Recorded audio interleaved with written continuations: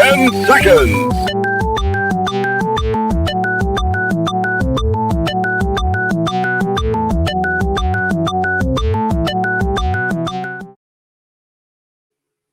Now comes the part where we throw our heads back and laugh. Ready? Ready!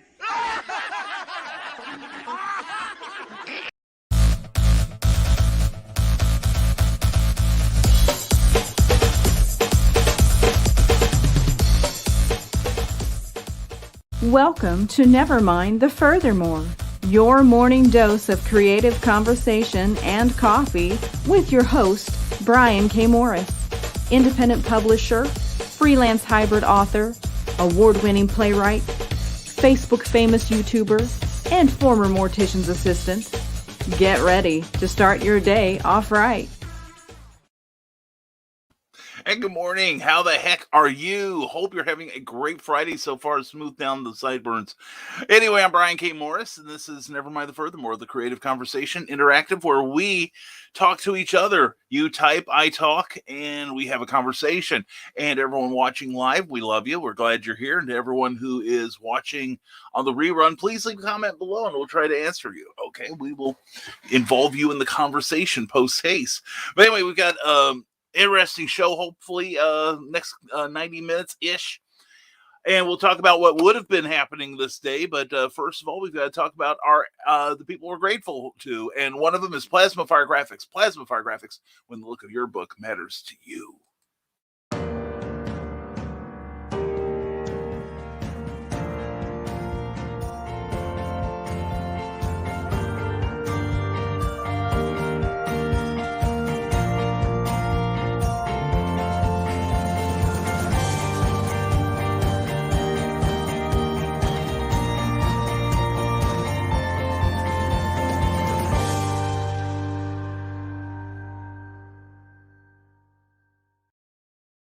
Putting together a quality book is no small task. And we're just starting National Novel Writing Month. So get busy, everyone. And at the end of it, when you've got your 50,000 words and you've got it all edited and everything, you're going to need a beautiful cover. You're going to need some graphics to sell that book on social media. You will also need probably a book trailer too. Well, contact Jeffrey Hayes at plasmafiregraphics.com. He's got a beautiful array of various covers he does. He doesn't work in just one genre, and chances are he can line up something really great for you. So check out his the Plasma Fire Graphics Facebook page, then go over to plasmafiregraphics.com. Check out more stuff that he's got under his belt, and then contact him via the website and have him send his rate card to you. You will be grateful you did. Anyway, folks, thank you. And thank you to Plasma Fire Graphics for sponsoring the show. Plasma Fire Graphics, when the look of your book matters to you, because it matters to your customers, that's for sure. And we also want to thank the Rising Tide Broadcast Network. We've got some program notes coming up later, but we've got your entertainment covered 7 days a week, from the BK Minutes in the morning to late at night with shows like Stupid O'Clock, which was fantastic last night. Thanks for having me on. And later night things like Last Man Standing and Comics Chaos and Sass, or the Truth Mongers. Lots of quality programming. So go to our Facebook page, please, and give it a like. And you'll see some of our back episodes on there, too. You will be glad you did. And speaking of glad, I am glad for my Patreon supporters. Patreon is a monthly subscription service where you can support your favorite creators directly. And many of these people on this list have their own Facebook, but their own Patreon pages, too. And it's not like you hand us money and we're done with it. No, what happens is we give you stuff in return. This weekend, we're going to be posting another chapter of our upcoming book, The Terrors, where you can make comments on it, maybe become a part of the book. But anyway, check out what we've got. And if nothing else, you'll get to see your name on this card and be immortalized in ones and zeros on every broadcast. And you can find out what we've got at www.patreon.com/Brian K. Morris. And so the comments are lining up, but we're going to get some programming notes in here.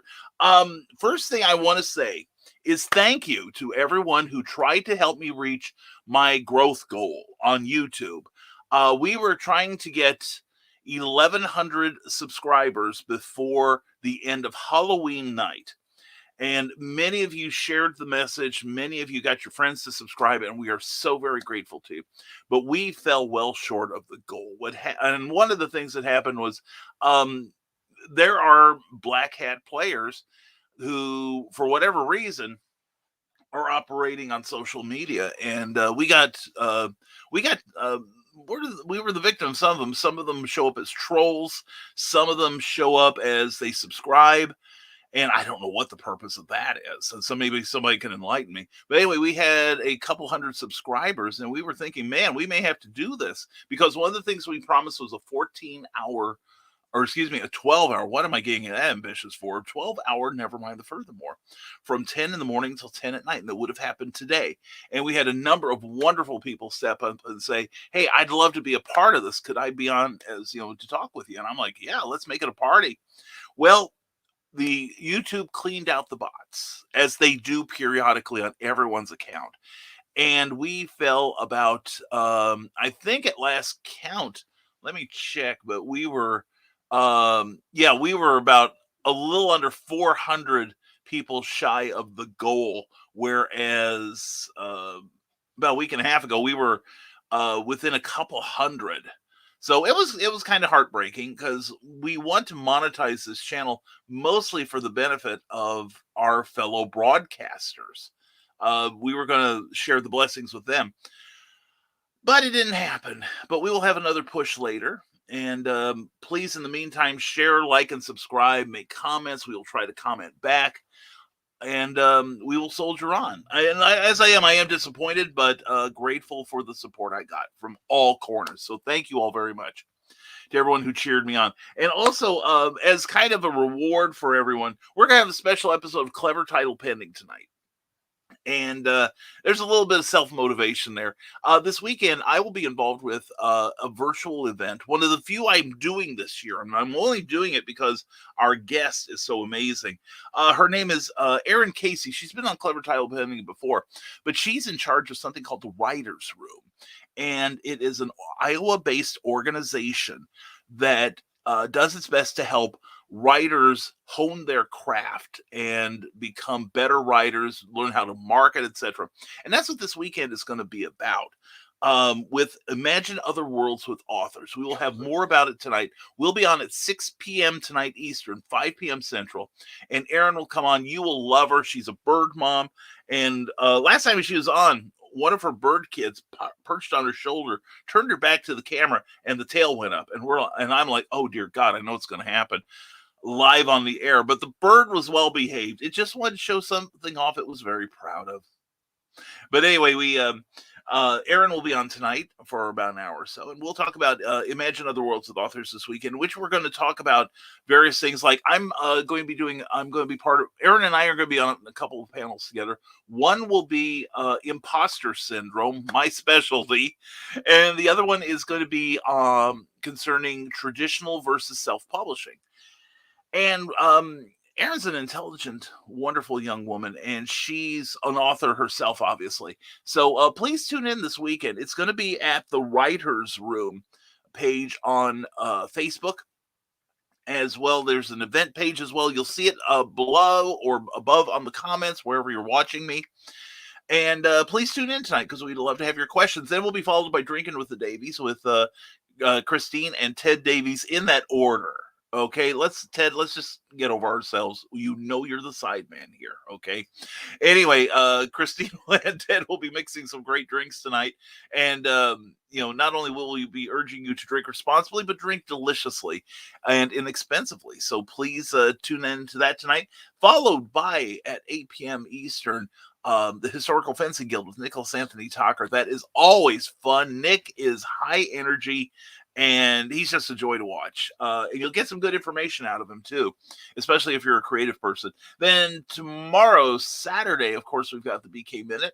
starting your day. And then from the desk of a small press publisher at 10 p.m. Eastern, where Joe D. McPhee is going to talk comic books, followed by Stupid O'Clock at 11, and hopefully Last Man Standing. Hopefully Dan Hollifield's cruel oppressors at work will not force him to stay late. And then Comics, Chaos, and Sass with the beautiful and delightful Heather Ellen on Sunday nights at 10. So that's our schedule. And then Monday morning, I start the whole shebang all over again. So anyway, thank you for listening to me. And we've got a whole bunch of comments. Let's start the morning show the way we always do, with your comments. And good morning, Dan Hollifield. How are you? Dan, it was such a, honestly, last night when I visited Stupid O'Clock, I think the highlight of the weekend was meeting you and John, Joe Dog, Skunk, Lewis in person. You know, the core group of Last Man Standing and Stupid O'Clock. It was a joy, Dan, and thank you for the books. Seriously, I can't wait to get into them. And somebody else I can't wait to read their screenplay is Skunkcracker. Good morning, everyone. Sorry I missed Stupid O'Clock last night. I was at a gay wedding. Oh, that's cool. Oh, by the way, on Imagine Other Worlds with Authors, I think it's the last panel on Sunday. We will be talking about LGBTQ representation in literature. And that promises to be a lively discussion. So please tune in. You can check out the schedule at the Writers' Room or at the event page for Imagine Other Worlds with Authors. But anyway, don't worry, I got to see Joe Dog this afternoon, so he'll yell at me plenty for missing it. Well, dude, it was we did have Lewis and John and Joe Dog there of the crew, so it was a lot of fun. We and Bill Sarden was there, of course, and it was a lot of fun. I had a great time. I was glad to show up, and I promise I will show up more often. Okay, because I have such a good time with the Stupid O'Clock crowd. And don't worry, I missed the first half hour, but got to see most of the rest from my work computer. Well, good deal. And the man I've been pimping for the last week to get people to give him work on his beautiful miniatures and toys is the one, the only Damian Waldron. Damian, good morning to you, my friend.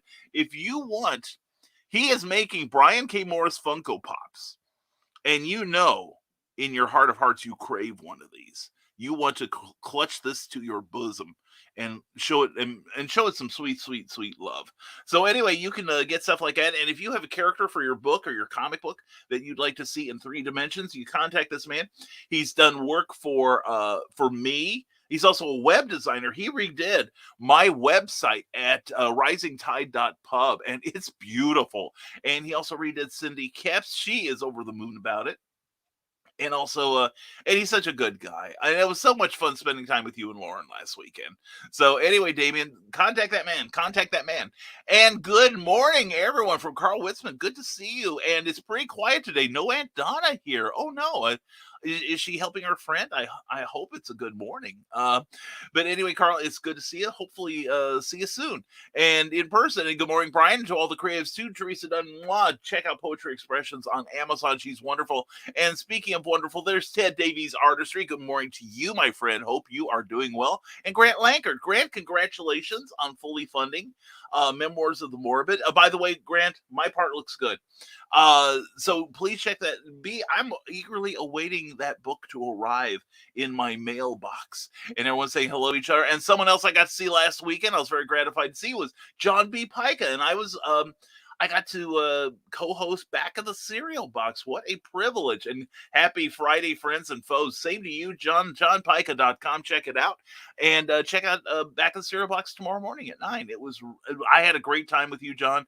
I can tell watching the rerun, I kind of, I wasn't as high energy as normal. I think the long travel had caught up with me that morning. I'm sorry. But anyway, no, it was a fun show. We discussed a lot of cool things. So anyway, check out the Back of the Cereal Box Network. He's got some really amazing stuff going. Oh, and I want to give a special shout out to Bobby Nash. I really do. Bobby drove up from Atlanta, Georgia to Hallowcon last week, and we got to spend a couple hours together, and that was so much fun. Great time. And Rick Bradley, good morning, Nevermorians. Good morning to you, superstar. Hope you're having a great morning so far. And Carl Witzman says, I finally did a little work on my NaNoWriMo project, still 4 days behind, whatever. For those of you who don't know, NaNoWriMo refers to National Novel Writing Month, which happens every November, and you can go to NaNoWriMo.com or .org rather, excuse me, .org, and register. And there's all kinds of great support there, and you might be able to find a local group, excuse me, that is observing NaNoWriMo. I think there might be one in Danville, Illinois, too. I'm not sure. But anyway, and a lot of them are happening virtually these days. Anyway, I know there's one here in Lafayette. Okay, but anyway, the idea is you write 50,000 words on your novel. Now, some of us are using it for other purposes. I'm using it to try to finish my book, The Terrors. I'm actually doing an edit on it, and I hope to finish the edit by the end of the month. I have, it also includes some rewriting, and I've gotten a new prologue, or actually a new chapter 1. I don't really do prologues. I do epilogues, but not prologues. And I'm excited to get it because we've got a Plasma Fire Graphics cover in front of that thing that's just waiting for our final touches on it. So I'm excited. We're going to have that book out in early 2022, and I'm really excited. It's a book that's near and dear to my heart, and I could see myself writing it forever. I really do. I'm really happy with the world that we're creating there. But anyway, whatever you get done, Carl, you're that much farther ahead of where you were. And it's 1,667 words a day, and based on a 30-day work month, and you can get it done. I've done it 3 times. This will make kind of a semi attempt my 4th, and I succeeded once. The other 2 I didn't, due to the first one is I didn't prepare adequately. The second one I was successful, and that is going to become aquatic as soon as I re-edit that. Then the third one last year, I didn't succeed because I had too much outside work to do. #real writer problems. So whatever you get done, Carl, you're that much ahead, and good for you for trying, though. Ted Davies Artistry says, see you later today with the premiere of the new podcast From the Trenches of Hollywood with Ted and Craig at 5 p.m. Eastern, pre-recorded. And who's going to go see the Eternals this weekend? I'm not going to have time this weekend, darn it. Maybe I can talk my child Brian into going. Who knows? But no, we last weekend was a long weekend. We drove farther for Hallowcon than we have driven for any show ever in our illustrious semi-career. And it was a 10-hour minimum trip each way. And it would have been a shorter trip going down there if it weren't for the liquor barn. But anyway, we're trying to get some of the local flavor, if you know what I mean. And bathroom stops. Yeah, that's an hour in itself. And that's just me. But no, it was a fun excursion. We had a good trip and a good time once we were down there. And it was so good to see you in person again, John. Was a privilege. It really was. But it was a lot of fun, and we will be back, I promise. And Cindy Cap, you're here early this morning. Good morning. How y'all are? I am glad to see you here, Cindy. CKOEPP.com. Check out her newly redesigned website. It is a thing of glory. Check out what Damian Waldron has done for her and buy her books. Anyway, Ted Davies Artistry, drink of the Davies, mixing up the French martini. I'm looking forward to that. Like I said, I think I told you the other day, I've had martinis before. It's not my favorite drink, but I can't wait to see what you guys do to make it delicious and wonderful. And speaking of delicious and wonderful, there's Ace Bonnie. Good morning. How did the barber win the race? He knew a shortcut. He said it's so good to see you this morning. We can use that humor today. And Rick Bradley, I'll have to wait until my next payday to be able to go see the Eternals, but I'll be seeing it for sure. Yeah, I'm looking forward to seeing it, if for no other reason. Selma Hayek and Angelina Jolie in skin-tight outfits, okay? And suddenly half the male members of this group, and I do mean members, are at attention and thinking, I could stand to go to a movie this weekend.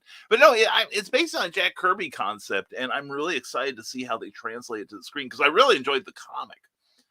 My Terrible Ways aside, and Angelina, and both those ladies can act. They can act their backsides off, and I would. They're two of those people I would see almost anything they're in just because it's them. And Ace Bonnie, how did the barber win the race? Oh, Okay, we got that one. Okay, thank you, Ace. That was beautiful. And speaking of beautiful, hello, beautiful people from the beautiful Keisha Acuff, co-host of Cryptid Crunch on the Back of the Cereal Box Network, and does all kinds of wonderful things. She's an amazing broadcaster, an amazing lady, and I believe you're working on NaNoWriMo this month. I'm glad to see that. And Dan Hollifield, I managed about 500 words on my birthday Wednesday, but nothing but notes since. After this work week, I will dive back in. Yeah, I'm looking forward to. I'm trying to get ahead on the BK minutes, and trying to tweak it as we go. It's been problematic because you have to record it on your phone, and I'm not having an easy time getting it into a computer for Cookie to edit. He admitted, and so we're going to see how it works. This may become too much of a pain in the butt to do, in which case we will go back to a simpler format, and we will forget about trying to get in on the push that YouTube is doing for the short films. So we'll see what happens. But anyway, you need terrors. Go to patreon.com/Brian K. Morris. And while you're at it, go to patreon.com/CKOEPP.com, because she's got some works in progress and she can spin a tale. Cindy Kemp is a fantastic writer. I feel like such a talentless hack compared to her. And Carl Westman, can't wait for either of those shows, Ted. Same here. And Keisha says, Carl, I'm in the same boat for my NaNoWriMo project. Well, it's okay to get behind. It really is. And even like I said earlier, even if you don't make the 50K word goal, you're still farther ahead. And even if you just did one day's worth of work, you're still closer to your goal than a lot of people get to theirs. I talk about this often in that there's a lot of people that say, I'd like to do what you do. I'd like to be a writer, but they never plant their backsides in a chair and start typing. And NaNoWriMo is a good way to get past that. And once you get that first book written and, you've done something that a lot of people refuse to do. It's something magical, something transformative happens, and I think you're going to be really happy once November is over. So anyway, excuse me. And Carl's right. It's okay, Keisha. We can catch up. Exactly. I mean, I've had some days I can't get to writing either, but we're going to plan some today and the rest of the weekend. And please don't forget to like this video. Thank you, Carl. Yes, please like and share this video if you would, please, and let the world see what kind of rascals you hang out with. And Philip Thompson, good morning. Brian, did you turn your books into audiobooks? Not yet. We're working on that. We are working on it. And by the way, part of my meeting Bobby Nash last week in person was there is a new release, the Snow Shorts second volume. And it's the Snow Shorts in print now, in which I am in there with Bobby Nash. And my part of the audiobook is completed. There's a scoop for you. So I'm going to have my first audiobook. It's so cool. And speaking of so cool, there's from the desk of small press publisher, Joe D. McPhee. Joe, as always, man, you are a major leaguer. Don't ever think you are just the pinch hitter or the guy warming the bench, collecting all the splinters. You are an important part of Comic Book Spectrum. And I think I speak for the other three when I say we are happy to have you as a part of the team. And morning, all morning, Brian. Morning, Madam Executive Producer. Good morning. She says, hope Hallowcon was fun for you. It really was. As guest of honor, and I've never been a guest of honor, a GOH, before, there were things you have to do. It's not like you go in and you party all the time. When Joe Dog needed me to do something, I needed to help him with the con because I'm part of the entertainment. I'm part of what greases the wheels. And it was kind of fun because like Joe would say, hey, we're doing this thing. Come on up. I need your help. And I'm like, I'm there. I'm here to help. And, like at one point on Saturday night, we had a competition, one of those spit things where you fill your mouth with water. You have a bucket, of course, with you. And somebody's supposed to make you crack up so that you spit the water out. And if you do, we win. Well, that was kind of a setup because one of the members of the League of Impossibilists was going to propose formally to his lady friend. And this whole thing was a charade to enable him to get on his one knee, and to offer her a ring in wedded bliss. And it was so much fun. We had a blast, and Skunk Rocker was hilarious. He was making me crack up. I'd have spat water across the room. But no, imagine a Southern convention with Southern cooking. Saturday night we had chili from Dan and John, and I give them both kudos. I couldn't have picked one I like better. They were both delicious, and all kinds of great food down there. My diet is flipping Hallowcon off. Let's put it that way. I've had to like go up and down the steps a few extra times to even it out. But no, it was a long drive. It was the longest drive we've ever made, and one of the most gratifying weekends of our career. And Cookie had a great time. And like I said, we're promising to come back. We really are. So yeah, we had a great time, and I hope we can get more of the Nevermorians down there. We want to take this show over, and rooting for you. Excuse me. And rooting for you. Well, we root for you too, darling. We really do.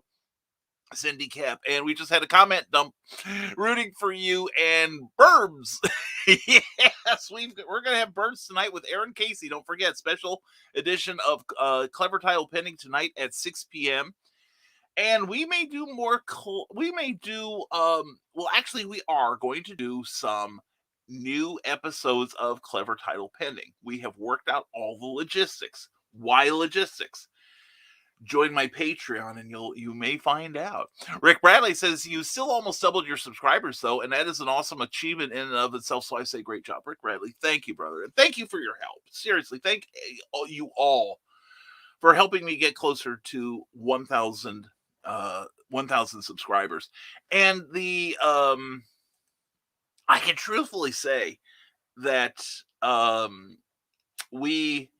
am grateful that we are about well over 2/3 of the way to monetization. But like I said, we want to pick up a couple things to help us broadcast better, like on a technological level, like some new equipment, maybe a couple programs. But mostly once that's over, we're going to trickle it down to the rest of the broadcast network. We may also buy ads in order to get some more attention to these people, and we're going to help them try to grow their channels as well. I don't want to be the only monetized one around here. Actually, I won't be. Comics and More New Jersey, which is Comics Cast and Sass, they are monetized, and we want to be able to do that and to bring other people up into that as well. But like one of the things we want to do is like say we go to Ted Davies and we say, hey, we're proud of what you do. Here's the money to take out a year's worth of StreamYard. Here's a StreamYard subscription, and hopefully work it up to the point where we can pay for a yearly pro StreamYard account for all of our members. So that's one of my goals. That's one of my goals. It is ambitious, but your reach must always exceed your grasp. And 7 p.m. to 7 a.m. every day this weekend, Brian. Sorry. Oh, Dan, I'm sorry too. So anyway, we will not be having Last Man Standing on Sunday morning, but Dan, take care of yourself, brother. Winter's coming, and it was so great to see you last week, and it really was. And freelance words, because trouble is for the birds. So go to patreon.com/CKOEPP.com and the United Weather Network. Good morning to you from YouTube. And howdy, guys. Howdy to you. Welcome to the show. And to Ninja Ganko, so good to see you. What's up, everyone? Small town living is awesome. Prescott, Arizona. Oh, cool. I don't know that I've only been in Arizona once in my life, and it was back in 77. Arizona was a very attractive place. I liked it, but I'm mostly a Midwestern boy. So anyway, and speaking of another Midwestern boy, happy post-birthday to Professor Mark Leonard. He turns 23 this year, and and so good to talk to you last night, man. As always, hope you had a great birthday celebration. And ever done audiobooks? Well, one's being done for me. I have one that is still in the process of being edited. That's me. I'm slow on this one. And Donna is out shopping for a party this Saturday. She's fine. Okay, that's good. That's good. Um, so she's out foraging this morning for alcohol. Very good. And anyway, and Eric Hawkins says, "Good morning, all." Good morning, Eric Hawkins, who is one of the co-hosts of Comic Book Spectrum and was wonderful and eloquent last night. And if you watch the rerun from last night, history was made as I not only threw a book across the room. That's nothing new for us. But I also mentioned that I am dropping a book from my subscription list, which I normally don't do. Hey, and I want to thank Eric for telling me about this one site. It's called leagueofcomicgeeks.com. And you put in your subscription there so you know what to anticipate when you go to the comic shop the next week. And this is going to be, I know this is going to be shocking to everyone, but they have a breakdown of my subscriptions. Did you know that 71.4% of my pull list is DC? I probably should have given you more time to brace yourselves, but yeah, that's true. But we've got a good collection of Ahoy, Panini, Scout, and Vault comics filling out the rest of that 30-ish percent. So that was pretty cool. I was kind of doing a deep dive on the site last night. So, but no, it's a real good site to keep track of your collecting. And from Modesto, the Small Press Publisher, also don't miss from Modesto, the Small Press Publisher. That's what I say. This Saturday, in the words of Mr. Fred Rogers, Ted Davies will have things he wants to talk about, and I will too. That's gonna be a great show. I'm looking forward to it. I hope I will be looking at it with my little peepers here and enjoying it. Anyway, do check out that show. It's always entertaining, always thought-provoking. Joe D. McPhee is a super host. And speaking of super hosts, one of our newest guiding lights is John Celestri. Good morning to you, John. How are you? John is the writer and artist of Bloodwing Angel, a fantastic comic book that I think is being funded right now. And also he's got a brand new show on the Rising Tide Broadcast Network, and Dr. John Original Gangster at Wednesday afternoons on this channel. And please check it out. And it's always fun. John is such a wonderful, warm guy. And we're proud to have you here, John. I hope your morning's going well. Rick Bradley says, also, everyone, NovelPad is free for the entire month of November. If anyone would like to try it out for NaNoWriMo. I saw that. It's kind of like Scrivener in a way. It looks pretty cool. It's more, and it looks more like a notepad, or not notepad, but an index card kind of arrangement that it doesn't look like the learning curve's quite as steep as it is with Scrivener. But yeah, it looks good. And here's another thing, folks. If you sign up at NaNoWriMo.org and you make your 50K, because you can track your progress there, you can win stuff like discounts on Scrivener and also free downloads on Ingram Spark. There's your motivation. And Grant Lanker, did you read the rest of Memoirs of the Morbid, or are you just waiting until the print copy comes? I think it turned out pretty good. I do too. I checked my part of it, and Grant, it came out, it looked beautiful. So I say go with it. And also, I haven't had a chance to read the others yet. That's what I'm waiting to do. And United Weather Network says great night last night. It was a little chilly, but we had Clever Title pending. No, excuse me, that's tonight at 6 p.m. Time means nothing to me. But we had Comic Book Spectrum and then Stupid O'Clock. So it was a good evening for me. And Chris Walker, so good to see you, man. Thanks for checking in last night. It's a pleasure. Chris was one of the main people putting out fires at Hallowcon along with Skunk Rocker. Good morning, Brian, and everyone else watching. Glad that you made it home safe. Thank you for coming to Hallowcon. Thank you for having me, Chris. I sincerely mean that. We enjoyed having Cookie, yourself, and all of you from north of the Ohio River who were able to attend. It was great meeting you in person. It was a treat, Chris. It really was. I was so happy to see you and so happy to show off my child bride. So, but yeah, I had a great time, Chris, and it is in no small part thanks to you, because you were, like I was saying last night on the show, that Joe Dog would see a problem and Joe Dog would be flying across the room like he was a wet bar of soap that got a fresh squeeze, or he would yell skunk, and skunk would be like, appearing magically from from around a corner, or you. There was a lot of good that went on, and I can't say enough good about your organization. Seriously, you should be very, very proud of it. And from this, a small press publisher, good morning, John Celestri. Watch John shows too. Learn a lot from his show. Yeah, it's very educational, very informative. And John is just so amazing. He really is. And he's got credits that the rest of us can only aspire to. But John is such a wonderful human being. I love talking to him. He's great. And Ted Davies Artistry says, I'm starting the miniature painting for the Grimm 101 figure on my Kickstarter campaign that Damien created live at 1 p.m. Eastern Saturday, or on my social pages and YouTube. See you there. Well, I know what it's like to work with Damien, because Damien and I are working on a line of toys. He actually came up with the original concept. I'm kind of on board for helping him hammer it out. But yeah, he did this 4 points of articulation, which is about 5 more than I've got this morning. But beautiful work. Damien does incredible work. And if you've got a Kickstarter, or you want just something to show off on your table, definitely contact Damien and have him create something for you, because he's amazing. And so are you, Ted. I'm looking forward to doing the edit on Grimm 101 Book 2. And congratulations on your success on that book. And Damien Waldron, you asked for it, and now you're going to get it. omniversalinc.bigcartel.com/product/BK Art Prop. Oh, yes. Yes, BKM Art Prop. You can now own your little Funko Pop of Brian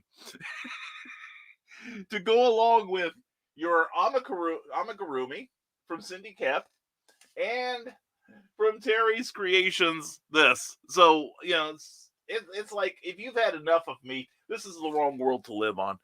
There's a lot of me to go around. Damien, that's the thing of beauty, man. You're awesome. And Jonathan Keel says, hello, everyone. I'm awake, about to tackle the world, a.k.a. get out of the bed. Yeah, we were a little slow rolling out this morning, too.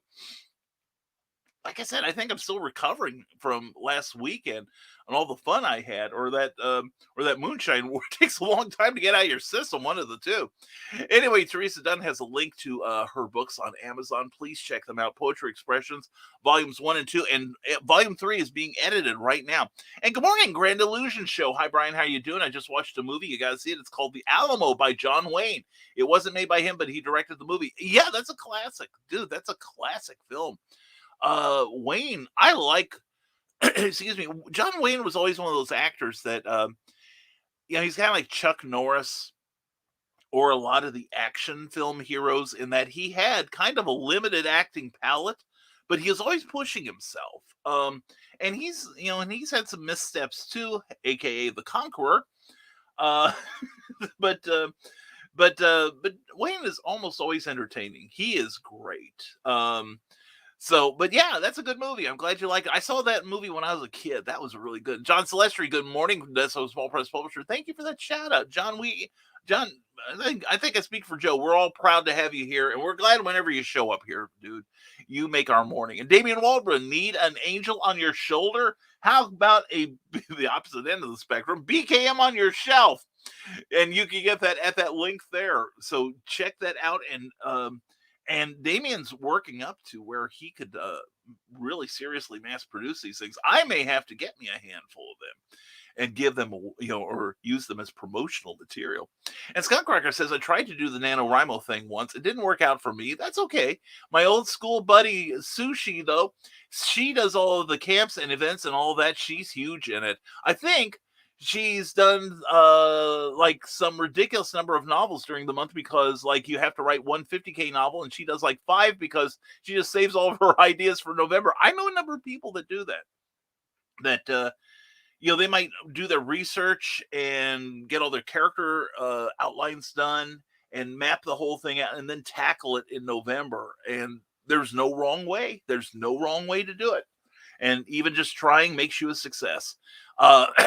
And so, I don't feel bad about not writing one. Yeah, I understand. And I'm, really looking forward. I'm going to spend some time. I'm going to get some quiet time and really sit down and read your screenplay. But what I read was like, OMG, this has got to be made. And Teresa Dunn has a link to Amazon there. Please check it out. Please check it out. And I looked it up in the Alamo Siege. The mission had 500 people. Santana had 5,000. Yes, Grand Illusion Show. It was kind of one-sided down there. And some amazing people, unfortunately, gave their lives that day. Excuse me. And there is another link from Teresa Dunn. And you like NaNoWriMo? Asks Damian Waldron. Well, of course we do, Damian. Why do you ask?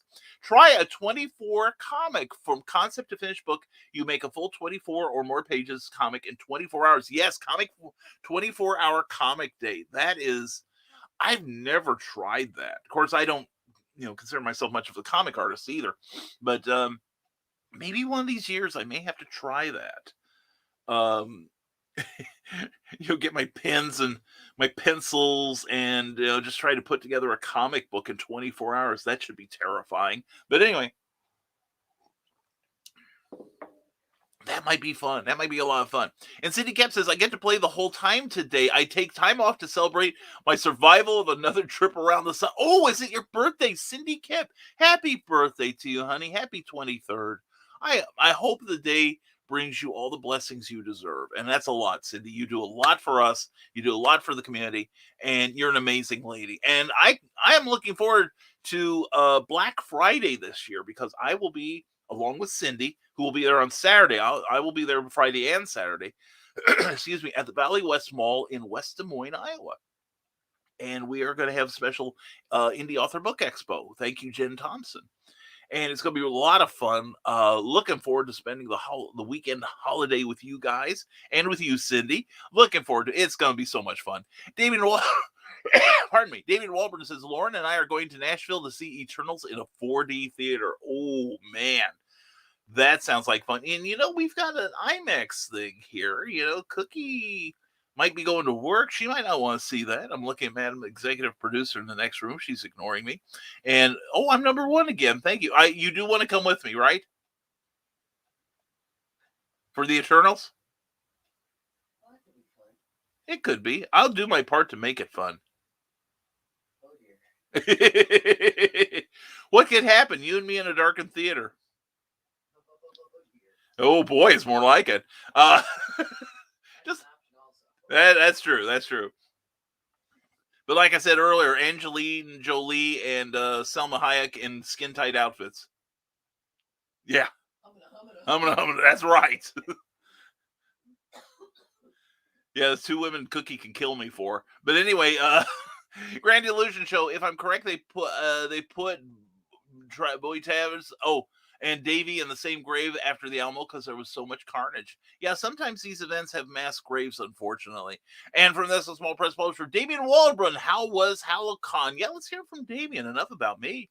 And Scott Carker, yeah, I was told afterwards by some of the contestants who were legit. I must say, they had no idea it was a setup, that when they didn't have the water in their mouth, they were cracking up. Yeah, and that one lady all in black that you had the stare down with, oh my God, she had the resolve of a Russian chess master, and her very casually flipping us all off as we tried to make her laugh. And one of them even told me that if it wasn't for the timer, she was about to laugh, and then they called time and she was able to hold it. So I don't know. I guess I'll blame Boomer for that. Yeah, there we go. Was that the guy keeping the time? Because I'm Boomer too. And okay, found YouTube. Okay, excellent, Joe Dog. Thank you. And hey, Joe Dog from Dan Hollowfield. And Doris Jones, Labors of Love. Good godly morning, all. Mwah. Darling, good to see you. Thank you for showing up last night during Comic Book Spectrum. It's always a treat to have you here. And you lost it. It's only one of the biggest websites on the planet. How did you lose it? Ask Rocker. It just happens. It gets misplaced. Anyway, Cindy Cap goes, looking for an audiobook, then go to Amazon.com, and one of her favorite stories is in that one. Check it out, because Cindy said so. And Damian Walburn says, dude, seriously, it was a great con. Got to actually enjoy it and sell a few things. Lauren's only seen the super crowded cons where people barely look at you. Yeah, and I'd rather do a Hallowcon any day. Granted, sales should be there. But I don't really care for the large cons anymore. I like them to attend, but it's just it's tough to, get time to talk to people. It's a hectic. Whereas Hallowcon was kind of relaxed, even though I was running around a lot. Um, you know, it was just a different atmosphere. Plus, they fed us. That was a plus. And she got to chat and meet people. We loved the vibe. I think that was worth going just for that, wasn't it, Damien? And looking forward to it, Jody. Yeah, yeah, it'll be a lot of fun tomorrow night at 10 p.m. from Desk with Small Press Publisher on YouTube. And check it out. It's part of the Rising Tide Broadcast Network. Grand Illusion Show. I already have my Christmas lights up with decorations. I threw away all my Halloween decor. What? You threw away Halloween decor? Now, okay, Jake, we may be heading to blows here because we should always keep Halloween in our hearts. And I'm doing my part to prevent the war on Halloween, okay? And everyone's saying hello to each other. Rick Bradley says, Damien is working on something for me as well. I'm pretty excited about it. All I can say is wait till you see it, man. Damien's a freaking genius. He really is. Dan Hollifield says, I've been awake since 3 p.m. yesterday, worked all night, and we'll go grab some sleep after this show. Dude, we'll get it over with quick then, just so you can get some sleep. And rumor has it, I might be back on my normal job by this time next week. Let's see. Fingers crossed, man. Fingers crossed. And there we go. Cindy Cap says, Alamo movies make me ill. I taught Texas history for 10 years. Yeah. And that's not, Texas has got a lot to celebrate. Just not just an event where a lot of people died. Okay. And I was shocked when I found out all the people at the Alamo Parish besides the women and children. And did they leave before the battle happened? Yeah. And that's the thing. It's a good thing you're looking into it because Hollywood does not always get history right. Whether it's Hollywood is not trying to get history right. Oh, that's true. They're trying to put together an entertaining story. Yes. A profitable entertaining story. Exactly. Well, it's the one example I use constantly is Dead Man's Curve, which was a TV movie back in the 70s, I think, about the musical duo Jan and Dean. And it was about, they were riding high, very popular musical duo, and were closely affiliated with the Beach Boys, etc. And Jan Barry was in a horrific automobile accident that left him with no small amount of brain damage. But he, over the years, had fought his way back to as close to full capability as possible. But the movie ends on Jan and Dean reuniting. By the way, Dean Torrance went into graphics design, Kitty Hawk Graphics, and designed a number of beautiful album covers back in the day. Well, anyway, he and Jan and Dean reunited at a musical show, and the movie goes up to that point where they perform and the crowd goes nuts. Well, in real life, what happened was Jan was not fully recovered, and he just couldn't do what he used to do. And they were basically, in real life, they were booed off the stage. So it's like, and then there's also the classic movie Krakatoa East of Java. The only problem with that is Krakatoa is actually west of Java. But never let that sort of things, never let geography stand in the way of a good story. But anyway, yeah, so checking it out is good. This will be a good way to expand your historical knowledge. And Cindy Cap says, I've done Nano 3 times and 1 twice. Does not work for me. Some of my worst writing results, and then it takes longer to edit. Yeah, that's something I'm working on. And it's something the Terrors taught me. The Terrors, I was working at creating a more polished first draft. Because I'll admit that my aquatic is brutal. Part of it I dictated. And if my mental processes were a little clearer, I could probably do better. How Eric Asher does it, I don't know. But I spent more time typing for the Terrors. And I think it turned out much better than most of my other first drafts, and editing is much cleaner the second time when you do it right the first time. Now, everyone's process is different, and there is no one way to do it except mine. So we just have to do the way we do it. And Carl Wisman says, let's hope so, Dan. Dan, we're pulling for you to get on the day shift, man. Seriously. And Rick Bradley says, happy birthday, Cindy. And Brian, she is 21, so don't go crazy tonight, young lady. Yes, as we say constantly, Cindy, happy birthday, and be sure to celebrate inappropriately, okay? We expect some pictures of you dancing on tables on Saturday morning. Anyway, we had another comment dump there. The struggle is real. And Carl Wisman, I have to go help Donna unpack stuff in a few minutes. I'll wish you all good day now. Okay, Carl, you help the birthday girl out. Thank you, Carl. And you need reviews. Amazon reviews made less impossible, says Cindy Kep. See, even on her birthday, she's here to help out. Thank you, darling. And remember the Alamo. Exactly. Thank you, Grand Illusion. And from this Small Press Publisher, War on Halloween, I have been fighting the losing battle of Thanksgiving. People act like it doesn't happen from Halloween to Christmas. Thanksgiving needs us more. Exactly. And, it's a fine holiday. You should, I think it's coming to a bad light in recent years because the history doesn't quite match up, the legend, and that the first Thanksgiving may not have happened exactly as it was said. Excuse me, but no, but we should all take at least one day to be thankful for what we have. That there is always something to be thankful for. And I think that's what Thanksgiving is about. It's, not just about, eating till you're sick. It's not just about having unwanted company in your house sometimes. It's about being, grateful for what you have. Okay. And Rick Bradley says right now, Raziel and I are spending quality father and son time watching you on the big screen. He's not started crying yet. Well, give us a chance. And Raziel, remember, you could grow up to be, you need a positive role model. That's why I'm here. Okay, buddy? We got your back, Raziel. Expect many years of guidance from Uncle Brian. Okay. And Joe Dog McKeel says, okay, my mashup brain wants to hear Morgan Freeman do the Jonathan Archer speech for the unenlightened. That is the opening to Star Trek. Okay, Random Joe is back. Yeah, it sounds like. I would, yeah. That puts me in mind. I think there could be a fun album of people with wonderful voices like, Morgan Freeman, Tom Baker of Doctor Who, doing just the opening Space, the Final Frontier speech from Star Trek. I'd pay for that album. I seriously would. And I can hear Tom Baker in my head right now doing that. So I hear a lot of voices in my head, but that's another issue. And Kara Nicole calendar Kickstarter ends tonight. You guys know what to do. Yeah, back that, because Kara's a friend of this program, and we love you, Kara. And definitely check that out. She puts out quality product, and I saw that she got her cards back finally. She has a Kickstarter campaign, or she had a Kickstarter campaign called 52 Pickup. Where one of the levels, in fact, several of the levels involved getting a deck of cards with Kara's images on them. And it's not just like just the backs of the cards have something with Kara.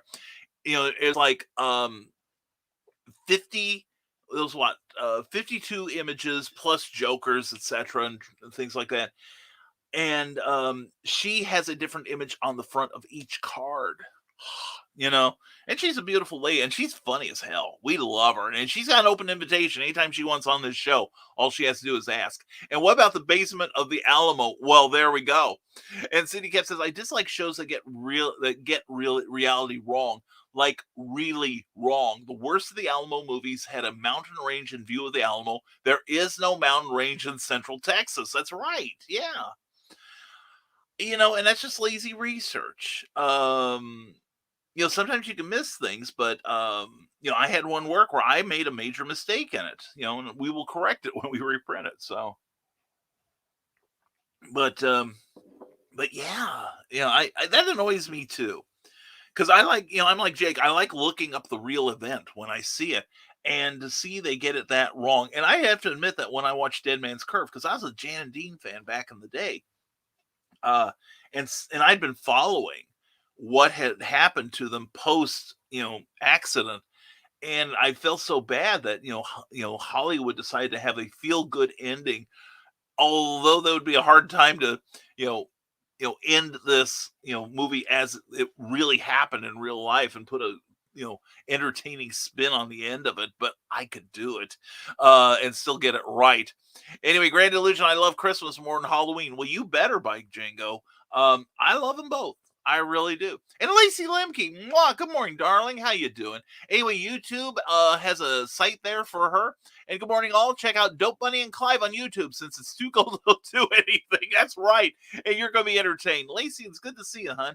Always glad to see you here. And we got more comments, and Nazis get a boot to the suit thanks to the original Skyman battles the Master of Steam. Thank you, Cindy.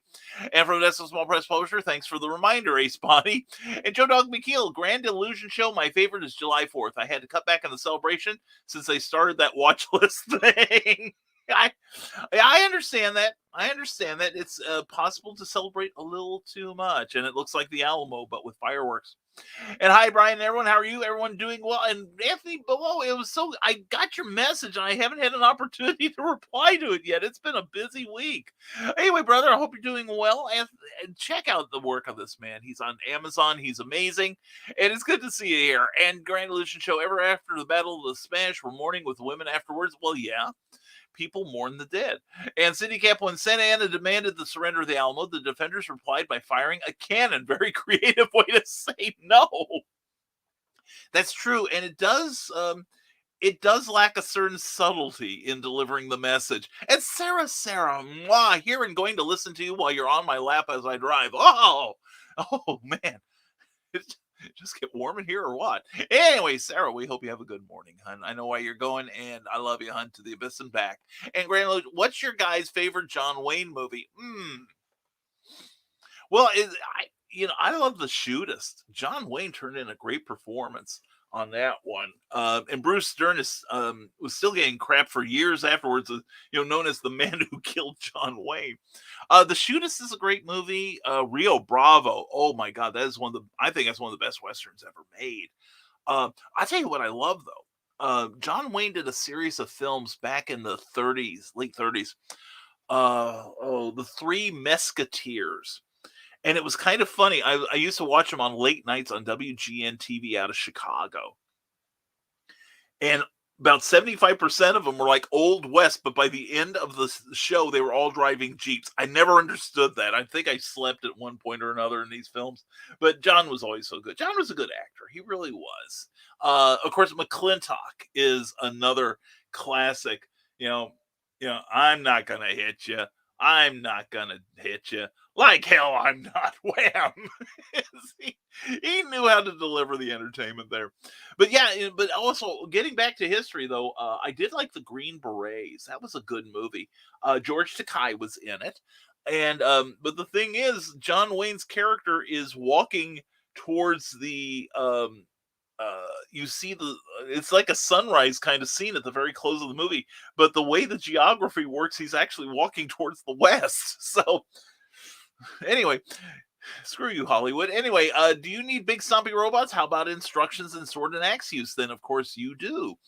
You need to check out Nicholas Anthony Tucker on Amazon. He is wonderful. And comedian Stephen Wright would be great for that Star Trek album as well. Oh my God, yes. I love Stephen Wright. I recently found on YouTube his very first appearance on Johnny Carson, and he's killing it. And there's a couple moments when he realizes how well he's doing, and he's fighting the urge to smile. This is, for those of you who don't know, he's an incredibly brilliant comedian, still around too. But like his best jokes are like one-liners that make you go, "What?" Like, "I'm not afraid of heights. I am afraid of widths." And what was it? And another one about I came home late last night, accidentally put my car key into the lock of the house. It started up and I had to chase it down. So I drove my house down the interstate. Cop pulled me over, said, "Where are you going? You going home?" I said, "No, I'm already here."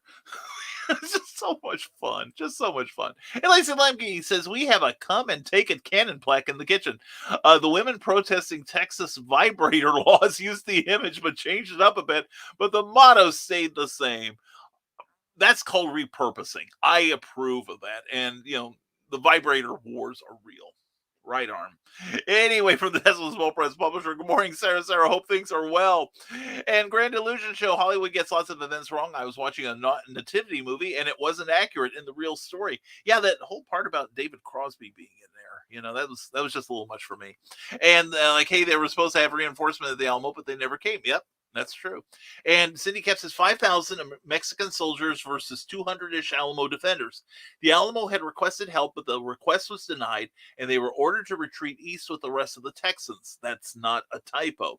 The retreat was called the Runaway Scrape. I forgot about that. That's right.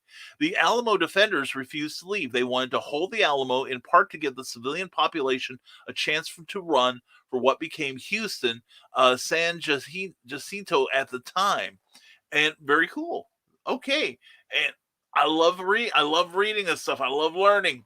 And did you see True Grit with John Wayne? Yes. With Kim Darby and Glenn Campbell. Yes, that was a great movie. I'm glad you reminded me of that one. I saw that one in the theater, actually. I think I saw True Grit and the Green Berets in the movies with my mom.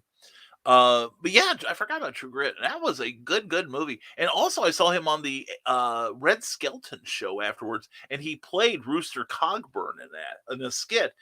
And like John Wayne goes into a bar and goes, "I'll have a cup of coffee with sugar." And the bartender brings up the cup of coffee and says, and John tells him, "Well, you better stir that thing and take the spoon out. How do you think I lost this eye?" So it was a lot of fun. And Skunkrocker says, I bought powdered water, didn't know what to add. Oh my God. It's yes. Oh yes. Oh my God. Yes. And now all these Stephen Wright lines are falling through my head. Definitely look him up on YouTube. And I've seen Stephen Wright do some legitimate acting. And he's really good. No surprise. Grand Illusion Show. I heard there are still bodies at the Alamo site, but they can't find them, and you and John should ghost hunt there. I don't have any plans to go to the Alamo right now. It's like I barely made it to Dalton, Georgia, and back. But we had incentive. But no, I'm glad the movie made such a big impression on you, Grand Illusion. Jake Lindsay, I know who you are. Witness Protection Program can't conceal you. But yeah, and I do like watching historical films, because then I go back and I do those deep dives. In fact, I go back and I'll see like a comic book movie, and I'll go back and research the comics just because I want to learn more about them. By the way, I finally saw Wonder Woman 84 with Cookie. I genuinely enjoyed it. I thought it was a fantastic film. It was very well written, and the acting was superb. The special effects were fantastic. I really liked it. I don't know that I liked it more than the first one, but I liked it as much as the first one. So, and oh wow, everyone ran out of steam apparently. Skunk Rocker is just you and me, brother. But yeah, it could be we've all. I've talked to a number of people, Skunk, and it seems like this week has been challenging for a lot of people, and I don't know why. So anyway, Grand Illusion says, I live 3 miles away from a battlefield where Blue Jacket fought. It's called the Battle of Grassy Run. I found lots of artifacts there. Well, I live about 20 minutes from a place called Battleground, and it turns out the Lafayette, Indiana area was very much a major part of the war, the years leading up to the War of 1812, when America was doing its westward expansion. It's like I tell people when I got here, you see, I lived in Champaign and there wasn't a whole lot of real history there. I mean, yes, computers were built there. Solid state circuitry was created at the University of Illinois. But aside from the U of I and the first Burger King, there wasn't a whole lot of great history in our area. But I got here and there's all kinds of great history. But unfortunately, it's really great history if you're white and male.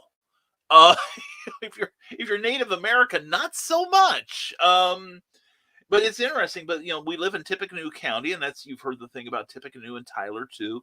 But we've had people like Tyler, who eventually, General Tyler, who went on to become president. Rogers and Clark, all kinds of great American pioneers come through this area. there's just a lot of history, and it's all concentrated in the battleground area where we had some Indian battles there. So, but anyway, the Alamo, says Cindy Kemp, was a mission rather than a fort. It didn't have a complete wall. There was a wooden palisade in some parts. Yeah, I seem to recall the Alamo kind of made it out to, or has it been built up since then or something? Because the impression I've always gotten of the Alamo is big, big walls, like it was a fortress. So anyway, Cindy Kemp goes on to say, Magic, Nightright, you need those too. Yes, you do. Great John B. Pica, his brand new book available on Amazon. Get it. And my grandparents' house was built on a burial site. They found 8 Indian mounds with black grass from their fires. And if you're in Ohio, visit Serpent Mound. It's amazing. I love hitting the historical sites when I travel. Cookie and I seek those out. And the first Wonder Woman movie was better. Wonder Woman 84 had some issues, says the Joe D. McPhee. It was more of a popcorn movie than an epic like the first movie was. Plus, some of the complaints about Wonder Woman 84 ruined some of the fun. Yeah, to a degree. I know there was an issue with Steve Trevor inhabiting someone's body, which I was unaware of till I did the deep dive on it. And I get that. I would like to see Handsome Man come back in the next movie. And I'd also like to see how they bring Steve Trevor back, because Chris Pine was just so good. He looked like he was having fun, and the outtakes were hilarious. It was a popcorn movie, but it was a well-made popcorn movie. And the one thing, the body possession was. They could have done something a little better about that. And if you're referring to the people from HC, I chalk that up. We had one hell of a weekend. I'm still hurting. This is a skunk rocker. Yeah. We did. And I've also talked to some other people who weren't anywhere near Hallowcon skunk, and they've been telling me, this has been a challenging week and I don't know why. I don't know, if there's just something in the air, some sort of mojo that's happening around us, but it is what it is, and here we are. And it's the biggest Indian mound in Ohio. There's a lot of Ohio I need to explore, and I live pretty close to it. I'm only 2 hours away. And Lacey Lemke has a Vimeo. Oh, yes, yes, check this out. With the help of an amazing cast and crew and the multi-talented Michael Ricci, I'm proud to announce the completion of Lacey Lemke's first screenplay turned movie called Upside Down Sky, a harrowing tale of a suburban family plagued with secrets and lies, showing we don't know what happens in the house next door. That was beautifully done, Lacey. I haven't lavished you with enough praise. She let me see that video. Please check it out. It's a very short film, about 5-6 minutes, but it's a lot there. And Lacey, you did a fantastic job on the screenplay. Beautiful direction and great acting in that one. So I was seriously impressed. And I hope this is not the last from you. Seriously. And Skunk Rocker is hoping tonight after the movie night I can get a full night of sleep, something I haven't had since last week. Yeah. Well, you worked your backside off, dude. I was pointing out to Joe that it didn't matter where we were. Joe would yell skunk, and you just magically appeared like he'd rubbed a lamp or something. Same with Chris. You guys, no fire blazed for long with you two in the building. But no, thanks to you, Skunk and Chris and everyone there, I had a super, super time. And I'm looking forward to my return. And I found the Grand Illusion Show found an Indian bone on his grandparents' property. It scared me so much I threw it back in the woods where I found it. Well, that's true. You never know. Whoever had it may want it back. And Cindy Kemp said Santa Ana and the Texans made it to San Jacinto. The resulting battle took fewer than 20 minutes. Santa Ana was rather arrogant while his folks were napping. Siesta time. Sam Houston ordered an attack. The smaller amount of Texan attackers won very handily. Oh, wow. Oh, man. That's interesting. And the Dastardly Dingoes podcast for more fun. Check them out Tuesday nights at 7 p.m. on the Rising Tide Broadcast Network. You're amazing. And Ace Bonnie, I have a fear of speed bumps, but I'm slowly getting over it. Don't let nothing stop you, Ace. And sorry, says Damien Waldron. Didn't sleep well. I was dozing off and wondering when Wonder Woman fought at the Alamo woke me up. She was there, and John Wayne had his a bustier and his bracelets on, and that's why the guys won. Lacey Lemke says also contact either I or Candace Camilleri to pre-order your copy of I Want to Live at the Zoo. Oh, good, you got that done. Our collaboration children's book that we hope makes kids and adults smile. That is good news. Lacey Lemke and Candace Comaleri putting a book together, honey. Cool. Yeah. I got to get me a copy of that. That's fantastic. And why had the guy Christmas tree dump the girl Christmas tree? She had too much bark in her. Okay. It's obviously it was better than her bite. And from the Small Press publisher, and Barbara getting 2 wishes and not only one is another big issue in that movie too. Yeah, that's true. But then again, Maxwell Lord was in control of the Dream Stone, being the dreams, being part of the Dream Stone. Hashtag spoilers, we don't care. That's true. I figured since he was part of the Stone, he could rewrite some of the rules. So and by that time my brain was totally turned off and I was good. So, but I still had fun. And are you familiar with Wild Bill Hickok? Yeah, great Western adventurer. Had a series of dime novels named after her. And there she is, Candace Comaleri. Mwah, darling. Hi, I was summoned. Poof. Feel free to reach out for the pre-order. It's going to be awesome for the children's book. Well, you and Lacey worked on it, so hell yeah, it's going to be awesome. So, I'm in charge of the advertising campaign. Get your down to the bookstore and get you a copy of this book. Hell yeah. But anyway, but Candace, it's good to see you, hon. Well, I hope you're doing well. And it's good to see you here. And Cindy Cap says Santa Anna nearly escaped by trading uniforms with a lower ranked soldier, but he was captured. When the Texan patrol led Santa Anna back to camp, the captured Mexican soldiers blew his cover by hollering El Presidente. Oh dear. And nerd culture is the place to find the culture of nerds. Ryan Permison's site on YouTube. Check it out. Please subscribe. And the Grand Illusions Show says, I love history movies like Wyatt Earp, Davy Crockett, Billy the Kid, etc. Tombstone is a very good Western too. A bit adult, but it's very, very well done. And Damien Waldron is drawing John Wayne in a Wonder Woman costume. You have BKM to thank or blame. I can't wait for the inflatable love doll of that. And I want my 102% of that take too. And Grand Illusion Show, which would you rather visit, Tombstone, Arizona, or the Alamo? I've never been to either, so both would be fun for me. Cindy Cap says, 1 year I was part of a San Jacinto reenactment. Some people are not very bright. Well, duh. Mostly they host morning shows. After we set charges all over the field to simulate the cannon blast, people kept trying to cross the yellow warning tape and walk across the field. Yeah,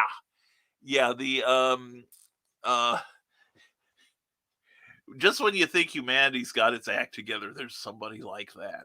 And Cindy Cap says Amazonia is not on Amazon, but you will find her at Silverbolt on YouTube. Also check out Comixology and also X&G Studios. Grand Illusion Show says my dad was in El Paso when he was 18. He told me it was like a Western movie 24/7. That sounds cool. Like I said, I've never been down there, but that's one place I wouldn't mind going. And I gotta hop off here, says Lacey Lemke, and get some housework done. Have a safe, great day, everyone. Love and hugs back at you, Lacey. You take care, hon, and we'll be talking soon. I promise. Joe Dog McHale says, have fun, everyone. I don't want to die. Donna wants me to take her out to eat. Well, you be good to that lady. She did some work too last weekend, and don't let her get another pie. And next year the goal should be 2,500. To keep you safe. 1 year at their charity auction at Hallowcon, Joe got one of the goals was to get hit in the face. Joe Dog would get hit in the face with pie by his wife, and John Pica was there, and Joe Dog actually got his nose broken. And John Pica told me, he said, I thought she snapped his neck. I got to talk to Donna later, and she said that she was putting about 32 years of frustration into that shove there. So it's a wonder, you aren't holding your head in your, under your arm right now. But anyway, you and Donna have a great lunch, and thank you for being here, Joe Dog. Thank you for everything, and thank you for last night. And Sarah, Brokeback Mountain, hashtag pillow pants. We don't say that sort of thing here, Sarah. You're never going to get me to say pillow pants, all right? And there was lots of actors in the John Wayne Alamo movie. I just realized there's a lot of movies that have a lot of actors, yeah. And thanks, BKM, says this is Jody McPhee. Now picturing Linda Carter in the 70s Wonder Woman coming in scene going, howdy, Pilgrim. Hey, Linda Carter could come into any scene in a Wonder Woman outfit, and she could recite the Necronomicon, and I would watch with my jaw in my lap. She's still a very attractive woman. It's like, it's like someone said, okay, Linda, you can stop aging now. Everything's fine. As Handicap says, even the reenactors were not so brilliant. One guy parked his horse on top of the white chalk circle, marking the charge in the dirt. Facepalm. Oh, dear Lord. Oh, there's a reason why we haven't reached the stars yet. And Grand Illusion Show, what do you like more, Clint Eastwood or John Wayne? I like Clint Eastwood. I think he's a great director. And even the movies of his, I don't think I'll enjoy all that much. I always enjoy it. I always wind up watching. Like I didn't see Every Which Way But Loose movies until they hit TV, and I thought this sounds dumb. I don't want to go see it. And I watched them on TV, and I had a marvelous time. And then I got to see Gran Torino, and I was watching it mostly out of curiosity, and it turned out I genuinely enjoyed it. It was the best Kids Get Off My Lawn movie I'd seen in ages. And one thing, here's a little aside. One of the producers of Gran Torino was Jeanette Kahn, the former publisher of DC Comics, who I got to do a transcript of an interview she did with Bob Greenberger for Back Issue Magazine. And she was so gracious. She actually sent a note to me via Bob, thanking me for doing the transcript. I thought that was so sweet of her. What a classy lady.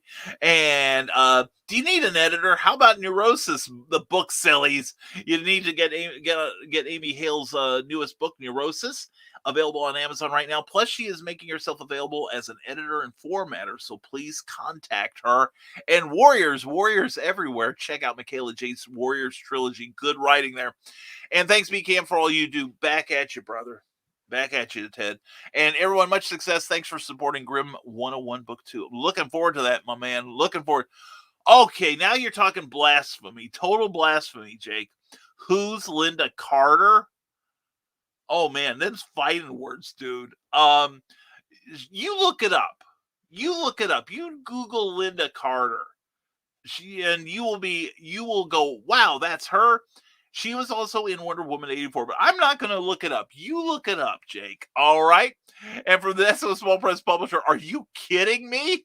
Yeah, seriously, she is a comic book icon. And Skunk, I'm not going to put your comment up on the air. Well, actually, I am. Yeah. So anyway, yeah, and for years she was the one.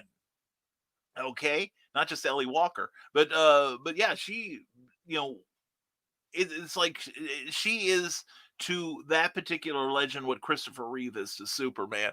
And yes, me too, Joe. And Cindy Cap says, I actually got to fire a flintlock musket. One of the reenactors had an extra blank and showed me how to load. He had to help me hold the barrel up. Those things are heavy. Yeah, there's a reason why those things were used as bludgeons after you ran out of ammo. And no, Linda is not the newer Wonder Woman. She is not the newer Wonder Woman. Go back and do your research. Go Google her, okay? And very poetic. That's Teresa Dunn's pair of books, Poetry Expressions, on Amazon. Thank you, Cindy. And tonight at 7 p.m. Central, it's 8 p.m. Eastern, the Historical Fencing Guild with Nicholas Anthony Tucker. Always a good time. And don't forget, I will be on tonight at 6 with a special episode of Clever Tile Pending and Erin Casey from the Writers' Room of Iowa. And you're going to learn a lot of stuff. And what she was, she was Wonder Woman back in the 70s, dude, and Wonder Woman forever in some of our hearts. And Pops Van Zandt has comic-related madness. You bet he does it. He's taking shots for it, too. Anyway, check out his YouTube channel and subscribe. And I grew up with Andy Griffith, so I don't know much comic book heroes. Oh, you didn't. Well, yeah, you could have grown up with Andy Griffith. I grew up when it was first run. So, but yeah. Yeah, he was a superhero. He was Matlock. But no, there's a rich history in TV, and Linda Carter is a part of it. And wrong, you're thinking about Gal Gadot. And Luke Stone has hybrids. Check out Luke Stone Studios. And I'm hearing good things about Luke's recovery. Slow, but he's making a recovery from the coronavirus. And I heard a few days ago, Randy Zimmerman is coming around too. So two of our people are coming back to us. Thank goodness for that. So anyway,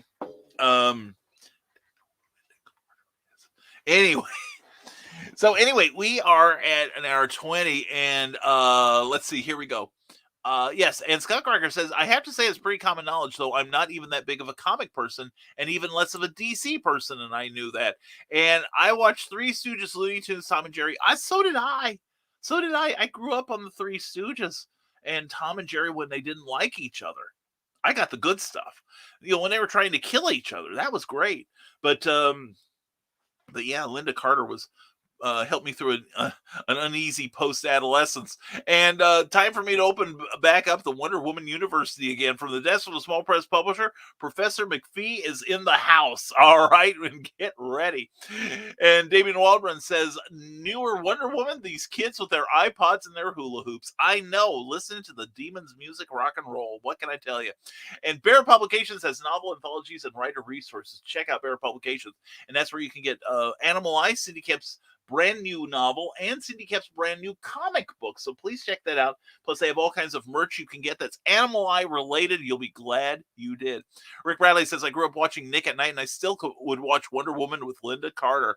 I saw it on the first run, and yeah, she was amazing. Totally amazing. And watch out for zombies. Eric S. Hawkins is bringing the zombies to Comixology. You'll love it. And the only Marvel movie I saw was Ghost Rider. It was amazing. Ghost Rider, the first Ghost Rider movie was pretty good. Second one, not so much. But I did like the first one. And Nita Brown Coat, you go to Kentucky, you can go to Renmelli, and she'll have all your Firefly wonderful stuff right there for you. And I'm older than you, Damien. I'm 25. I'm stepping back from this one. And Brian Robin has funded Memoirs of an Angel #8. Yes, proud of you, Brian. Oh man, and that's a really, really good comic. So please check that out. And Cindy Kemp is storming press gates at stormgatepress.com, home of the award-winning Pulp Reality series. And #3 just had a cover reveal last weekend. So please check it out. And they're available at stormgatepress.com as well as Amazon. So, and last night we reviewed some new comics. Please check out Comic Book Spectrum last night. Again, please, when you go to the comic shop, there's a lot of good stuff came out this week. The Unbeatable Blue Baron, give that a shot from let's see. Oh, approved by the Comics Code Authority. I didn't even notice that. Anyway, it's a bit from Binge Comics and a brand new comic series written by Mark Russell. Not the guy from PBS, but My Bad. Great book. This is the variant cover. I got it. I didn't realize I was getting a Jerry Ordway there, but I am not disappointed. And anyway, I knew I liked you. This is Damien Waldron. I think Damien's 26. That's it. Anyway, but credit Grand Illusion Show says from the desk of a small press publisher, I love the Tom and Jerry episode where they did the how to create a cartoon kit. Yes, that was good. But I go back to the old days of ham bone twang. So anyway, Greedo shot first. Okay, now you're redeeming yourself. Okay, Jake, you are redeeming yourself there. And there he is, the man of the couple of hours tonight at 8 p.m. Eastern, 7 p.m. Central. Good morning, Nevermorians from Nicholas Tockard. Good to see you, brother.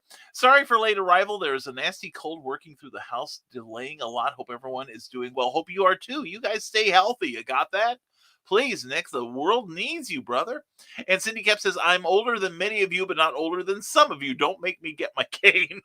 Cindy Kemp, I'm telling you, she's wicked. She'll turn you into a candy apple. You keep mouthing off to her. And you want reviews, go to Hypersanity Books on YouTube. And hey, Nicholas Tockard from the desk of a small press publisher. And Cindy Kemp says, in addition to recently finishing Animal Eye 2 art, Roll Cruise Arthur, his own series, Call or Callie? I can't. Oh, well, anyway, he's got his own series, and Callie. Okay, I can see it on the blue there. And check it out at artstation.com/Roll Cruise. And everyone's saying hi. And Scott Clark says, okay, before I start slamming my head against brick wall enduring this conversation, I know, right? I'm just going to say, don't die, feed Cookie, and everyone have a wonderful weekend. Skunk, I love you, man. Seriously, meeting you in person was a highlight. was one of the many highlights of last week, man. And you're every bit as amazing in person as you are online. You really are. And I'm going to tackle that screenplay this weekend. And seriously, you didn't even watch Super Friends. Watts as a skunk rocker? I know. Well, there was a time you watch the Super Friends, and it's like one, Wonder Woman in the first couple seasons of that, she almost sounds like a guy. I'm thinking Lola by the Kinks. She verged on deep brown voice. She got a little more female by the end of the series, but actually by the end of the run, there were some really good shows. The Super Friends really got their writing act together, and became the Uncle Pecos episode. Yes, that's the one, Joe. You know the one I'm talking about. I love that thing, and just that scream of terror when Tom would hear the guitar string break. That's classic stuff, man. And how to help those with dementia? Victoria Adams has experienced it, and she can help you with her book. And I'm getting help from Cookie. Can you hear it? Thank you, sweetie. Yeah, go ahead. I'll move it now. But anyway, thank you, sweetie. And a straw. Anyway. But anyway, yeah, it's a great book. Victoria Adams is a great writer. Please check her out on Amazon. And Grand Illusion Show. I love the old Looney Tunes shows with Daffy Duck fighting bugs. Oh, Looney Tunes did so many great cartoons, man.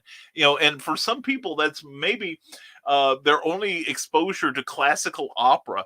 How many times can you hear that that classic passage and you're not thinking, kill the wabbit, kill the wabbit. Anyway, Trolls are heroes too in the work of S.L. Rowland. Please check that out. And Rick Bradley says, you're only old as you feel. And I feel like I was best friends with Noah and helped build the ark. Rick, I go by something George Burns used to say when he was in his late 90s. He said, when asked about his impending centennial, he said, well, some days you feel like a 20-year-old, but there's never one around. Anyway, Wabbit season. Yes, Damien. Damien knows his stuff. And let's see, another comment, Duck. Here we go. Wabbit season. Duck season, Wabbit season, duck season, and 2 new anthologies featuring a writer you might know from Ye Old Dragon books, Meet the Dragons. I bet she is someone I'm going to be seeing on November 26th at Valley West Mall in West Des Moines, Iowa. Please come out and see Cindy Kep and me.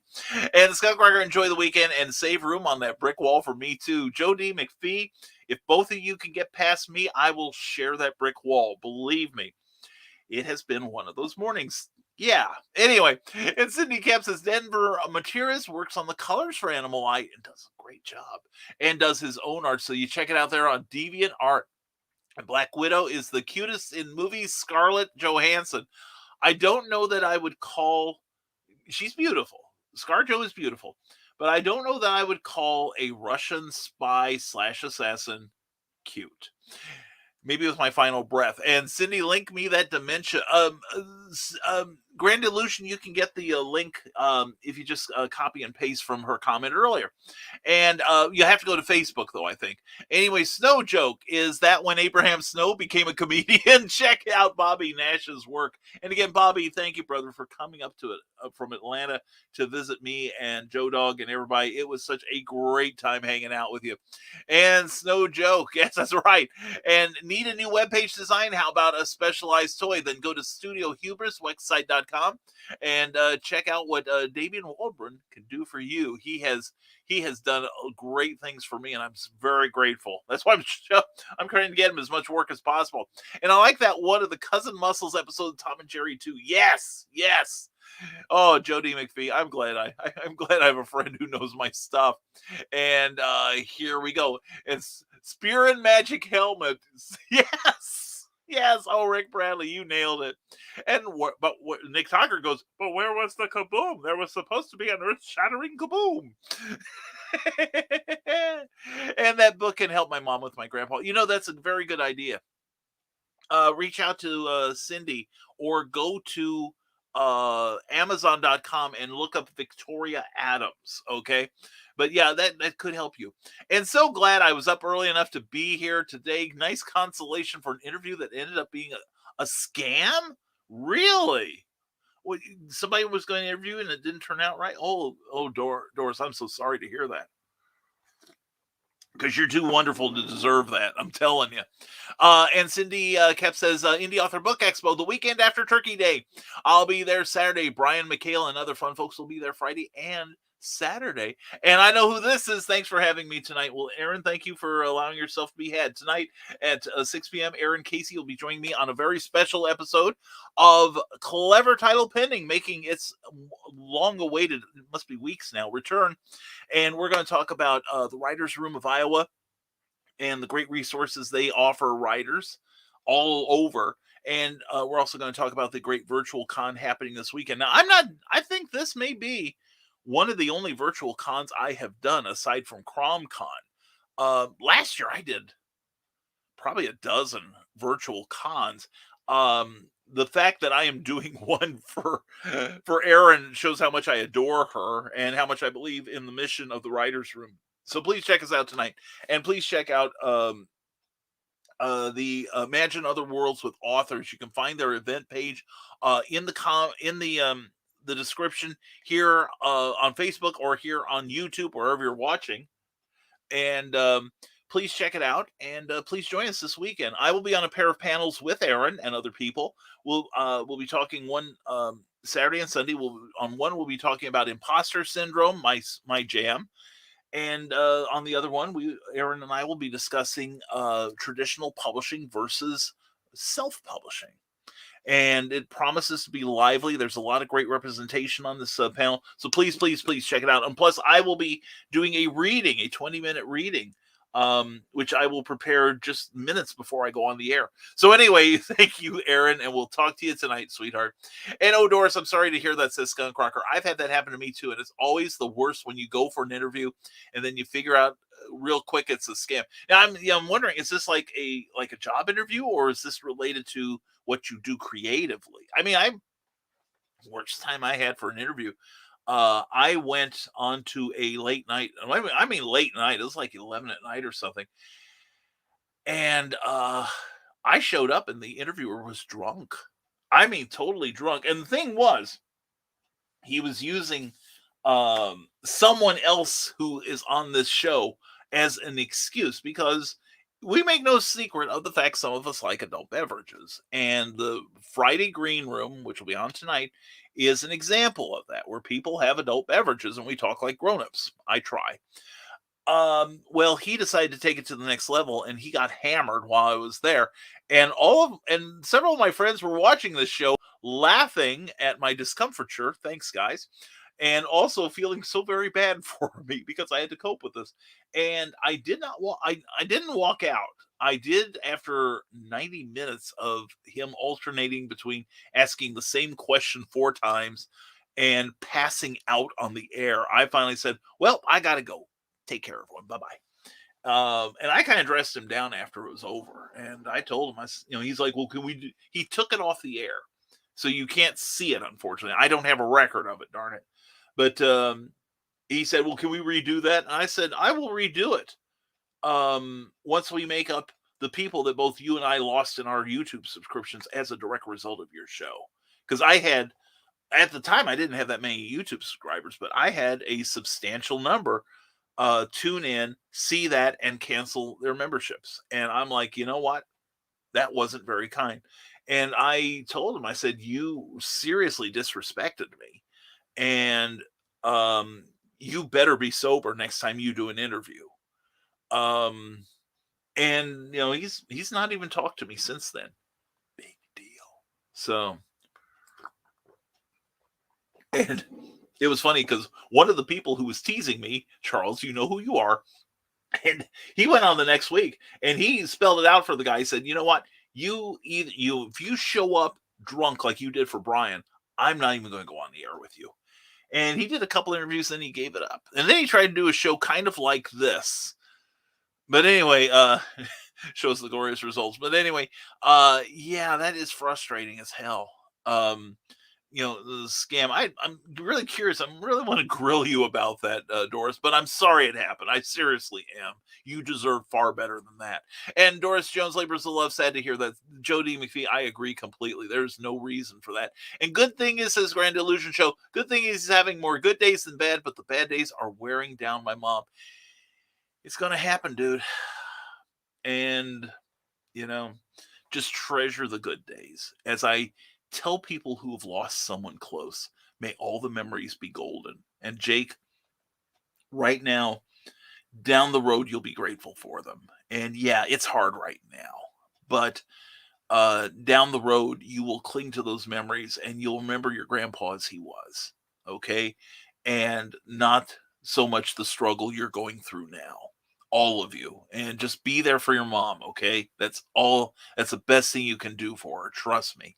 And Skunk Cracker says, anyway, we're here for you if you need anything. All right, it's 11:30 in the show. Go feed Cookie. Thank you, Skunk. Appreciate that. And Looney Tunes is on HBO Max, so I've been introducing Eliana to them, and of course she enjoys them. Rick, that is that is good parenting, brother. That is good parenting.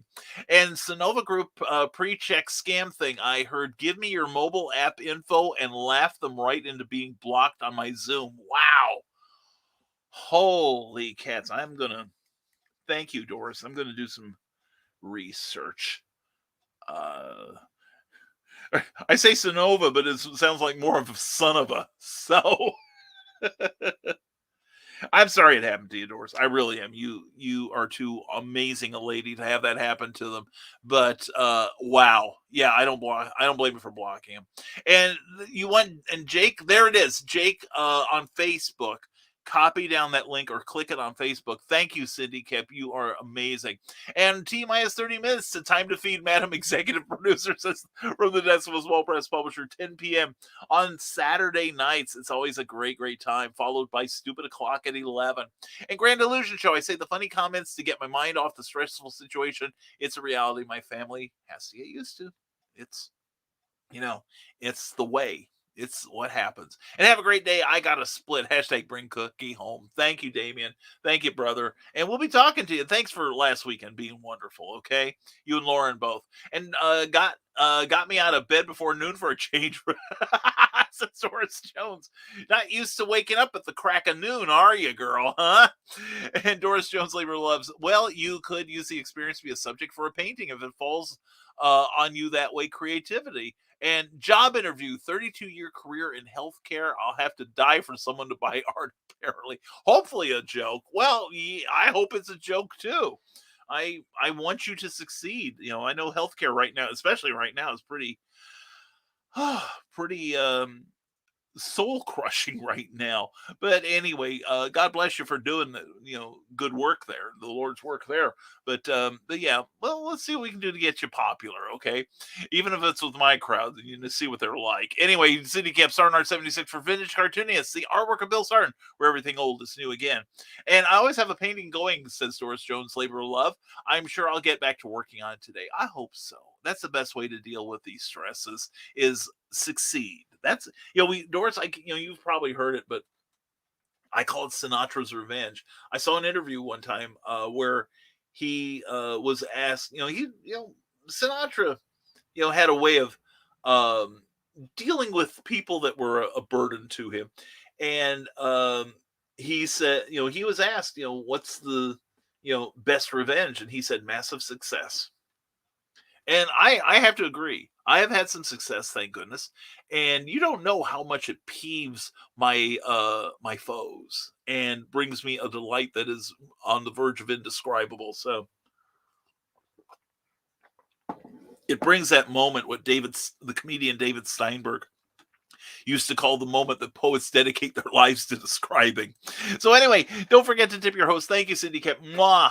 Appreciate that. And bring Cookie home. We got to bring Cindy home too. Let's work on that this year, okay? And good job of standing up for yourself. Sarah couldn't agree more. And that's the thing. Whenever we encounter these scam artists or these people that don't have our best interests in mind, as creatives, we have to stand up and stand together and rout them out and just tell them there's no place for them in this community. Okay. And Jake, y'all got to get help when you need it. Home health or other resources, says Cindy. Kept agreed. And yikes to Doris. And hashtag don't night feed Cookie. Hashtag bring Cookie home, says Rick Bradley. And hashtag bring the rising tide home. The rising tide is here all the time. We are rising together. And I've been spoiled working starving artist hours. Yeah. I get it, Doris. I really do.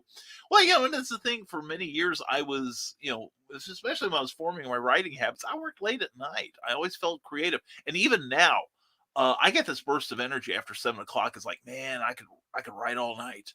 And sometimes I do. Anyway, Jake Grand Illusion Show says, oh, by the way, Merry Christmas. Thanksgiving is past us already. Maybe 2020's Thanksgiving, but I'm looking forward to it already. Hashtag fueled by spite. That's my man, Rick Bradley, there with my mantra there. And I really am okay. Nothing is a big deal if I'm above the dirt. Exactly. The sad but divine godly truth of having been to a lot of funerals. I'm breathing, got coffee, clean water. God overpaid me today. Doris, I love your attitude. Seriously. God bless you. I woke up without a chalk outline around me. I've got good friends around me. I've got a show to do at 6 o'clock with another dear friend, and life is good. Like Joe Walsh said, life is good so far. And happy hollow birth thankmas. Cindy's got the whole season covered. 3 months worth of holidays in one word there. Thank you, Cindy. That's brilliant. And I'm on a seafood diet. I see food and I eat it. Grand Illusion Show, that was me last weekend. They fed me like I was, first at the trough. It is good to be the guest of honor at Hallowcon. Let me tell you that. And well said, Doris Jones, labor of love. I agree with you from the desk of Small Press Publisher, and it's something we all need to keep in mind. We woke up without a chalk outline this morning, and we get to see people that care for us this morning. And that's what the rising tide is about. Doris, thank you for sharing your story. And we will find a way to crush the Sonoma group when I create my media empire. But anyway, let's see. Oh, and here we go. And Rick Radley says, if you do wake up with the chalk outline around you, that would be the start of a bit of a crazy adventure, I think. That would be fun. There, I see a start of a story that way. And I ate 6 hot dogs for lunch. This is a Grand Illusion Show. Well, as long as you enjoyed them, despite the fact that, the recent statistics said that every hot dog you eat takes 35 minutes off your life. Well, I think last week the roller grill accounted for at least an hour of my my impending demise. And Doris Jones, Labor of Love on YouTube. Please subscribe to that channel too. One of the oldie phrases from a guru of mine from the desk of Small Press Publisher, another I love, is, I'll never be anything more on any giving day than human. I aspire to be human. Right now I'm an android. And what do you call a cow that just had a calf? Decaffeinated. Oh, we do not know what decaffeination is. Oh, thank the heavens for that. Oh, man. And attitude of gratitude. Exactly, Sarah. And that's what we all should have. And what did the cow say to the turtle? Get a move on. Thank you, Cindy. And Cindy Cap says, what's a cow's favorite musical note? A beef flat. You're awesome, Cindy. You really are. And at least I'll die happy. Oh, well, that's true. That's true. Oh, I'm one of my favorite Stephen Wright lines, who we mentioned earlier, is like, I plan to live forever. So far, so good. So anyway, Doris Jones mocks Cindy with her laughter. But anyway, see, we have been on here an hour 42 and 16 as of this point. And you guys made this a great show. Thank you very much, each and every one of you. And again, I apologize that we're not going on for another 10, 11 and a quarter hours. But anyway, and what do you call a cow with no legs? Nothing. It won't come to you. Is that kind of like the dog with no legs? What's his name? Matt. Anyway, what do cows sound like in Australia, Brian? Are you sure we're ready for that, Rick?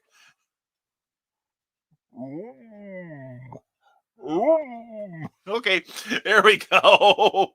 I call it ground beef. Yeah, that's right, Mike Jingo. That's right. Oh, anyway, thank thank you all for being here. Thank you for putting up with our folderol. And like I said, tonight's going to be a packed evening on the Rising Tide Broadcast Network at 6 p.m. tonight. I will be back with Clever Title Pending, and we're going to have the wonderful Erin Casey with us. She is the head of the Writers Room, an online and in-person resource, a nonprofit resource for writers out of Iowa who write in a variety of disciplines as well as a variety of genres. And this weekend, she's putting on a virtual con called Imagine Other Worlds with Authors. And I will be a part of that. I will be doing a reading as well as being on 2 panels. And it's going to be a really fun, informative weekend. And I urge you all to pop in and bring your notepad. You're going to get a lot of education this weekend from the wonderful people out of the Writers Room. So please check out Erin with me tonight at 6 p.m. on a special edition of Clever Title Pending, which, by the way, will return. We have plans for that. And it's going to tie into something very near and dear to my heart, and that's namely Patreon. So you might want to get on Patreon. Even $1 a month helps this mission so very much. And these wonderful people have signed up to help support what Rising Tide does, not just in publishing and broadcasting, but other ways. And they also have Patreon pages of their own. Please check them out. But for $1 a month, you can get exclusive blogs from me, and you can also get various bits of folderols, such as being mentioned on my show a couple times per episode. And we haven't done it for BK Minutes. That's a little bit complex. But anyway, we are doing it for all of our other evening shows. So please check out what we offer at www.patreon.com/Brian K. Morris. And also for $5 a month, you can see our works in progress. It's a good time. And also check us out on the Rising Tide Broadcast Network, where we've got your information and education covered 7 days a week with great shows like tonight. We're going to have, like I said, Clever Title Pending at 6, followed by Drinking with the Davies with Christine and Ted Davies, followed by the Historical Fencing Guild at 8 p.m. And then tomorrow night, from the Desk of a Small Publisher at 10 p.m. Eastern, followed by Stupid O'Clock and probably not Last Man Standing, because Dan Hallfield may have to work. But we understand, Dan. And then Sunday night, we end your week with the amazing Heather Ellen and Comics, Chaos, and Sass. Starting it all over Monday morning with another Nevermind the Furthermore. So please check out our Patreon, but our Facebook page. Please give it some love. Give it a like if you would. And if you're watching this show right now, if you've enjoyed any part of it, if you're on Facebook, please like the show, like the page you're watching it on if you can. If you're watching us on YouTube, please consider giving us a thumbs up and subscribing to this channel, because you're going to help us grow. And we got plans for once we get a little further up the food chain here, and more comments coming in here. And let's see, here we go. Here we go. Okay, here we go. Nicholas Tockert says, so what you were saying is the Rising Tide Broadcasting needs Mecca in a future Big Stompy Robots publication? We'll talk. And Rick Radley, everyone take care and stay creative. You too, superstar. Have a great weekend. Much love to you. And where's the beef? And you don't know who Linda Carter is, huh? Anyway, yes, Megan was on her cooking game last weekend. Yes, Megan is a goddess of butchered meat. I have to say, we had ribs, and they were so tender. I literally had to lean forward and eat the Chicago pizza lean thing, where I'm eating them, making sure they stay over my plate because they were in danger of falling off into my lap. Megan was a goddess, and Joe Dog kind of got her at one point. She was across the room from Joe, and Joe looked at her and goes, "Come, Megan, come here right now." And Megan's like, oh. And she goes over to Joe, and she's like, "What's up?" And Joe says, "Do you know, if you keep cooking the way you have this weekend, I don't know how I'm ever going to be able to let go, get rid of you." And seriously, she was like, if we had an emerging superstar, Megan was it. She was amazing. What a great cook. And glad I was able to listen during the last half of the show. We're always glad you're here, Sarah. We'll be talking to you later. Love you, hon. Pardon me. Brian Rodman, good to see you, brother. And sorry I'm late, guys. It's been a crazy morning. Hope everyone is doing well and having a great weekend. #feedcookie, #laugh like the shadow. Who knows? how Megan cooks the ribs. The shadow knows. Thank you. And sign up for Rising Tide's newsletter. It is the bomb diggity. Yes, thank you, Cindy. Go to risingtide.pub. Please check out our books for sale, our latest broadcasts, and also, please check out you can sign up for my monthly newsletter. It goes out the first of every month. And when you're done there, go to ckoepp.com and sign up for Cindy's. You will actually feel better after having read it. It does that for you. And let's see, here we go. And here we go. And Ace Bonnie says, an apple a day really can't keep the doctor away, but only if you aim it. Well, that's true. And Patreon.com/Brian K. Morris for the best terrors you've seen. We are trying, Cindy. And definitely, if you want to freelance words, you can help him out by subscribing to Cindy's Patreon as well. And Thanksgiving is coming. Ooh. Now, there's a big stompy robot title there. And Christmas Time's a coming, says the Grand Illusion Show. You got that right. And therapist's daughter was exposed to COVID yesterday. She better not be another person who's exposed me. It's happening too much. Sarah keeps getting people exposing themselves to her, and they've got to stop this right now. And that's all, folks. And hello, Amy Hale. Mwah, good morning, darling. Hope you're doing well. If you need editing or formatting, contact Amy Hale and also get her new books, Neurosis. And Sarah, I wouldn't have found out if the school nurse hadn't called mid-session. Holy cats. And everyone's saying hi to Amy and rant over about that. Love you to the abyss and back always. Same at you, girlfriend. We'll talk later, I promise, Sarah. And we'll talk to you later on tonight on Clever Title Pending with Erin Casey and myself. Please come join us. Bring your questions. It's going to be a good time. Excuse me. And then also, join us on Monday morning when we're back with another episode of Never Mind the Furthermore. So as always, my friends, and we got to thank Plasmafire Graphics for sponsoring the show. Almost forgot you, Jeffrey. Sorry. Anyway, Plasmafire Graphics, when the look of your book matters to you.